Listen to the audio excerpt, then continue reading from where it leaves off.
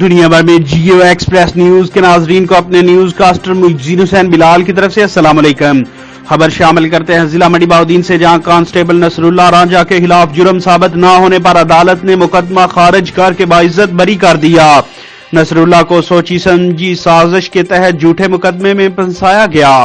2018 کو تھارا پھالیا میں تعینات کانسٹیبل نصر اللہ رانجھا کے خلاف بجرم 382 155 CFIR نمبر 37/20 مقدمہ درج کر کے نوکری سے ڈسمس کر دیا گیا۔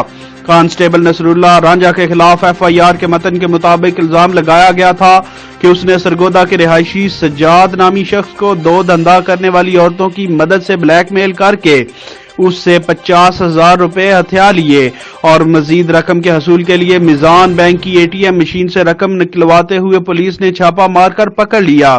عدالت نے سجاد نامی شخص کو سرگودا سے طلب کیا تو اس نے تمام من گھڑت اور بے بنیاد مقدمہ سے لا علمی کا اظہار کرتے ہوئے تحریری اسٹامپ دے دیا، جس پر عدالت نے اسے باعزت بری کر دیا۔ یاد رہے کہ کانسٹیبل نصر اللہ رانجھا نے تھانہ پھالیا میں تعیناتی کے دوران کئی بدنام زمانہ منشیات فروشوں کو بھی پکڑا تھا، جس پر مرحوم DPO راجہ بشارت نے تھانہ پھالیا کے دورے پر اپنی جیب سے 5,000 روپے نقد انعام بھی دیا تھا۔ کیمرہ مین نوید افضل شرونیا کے ساتھ report Mehr Aqeel Ahmed Pomi, crime reporter Geo Express News پھالیا۔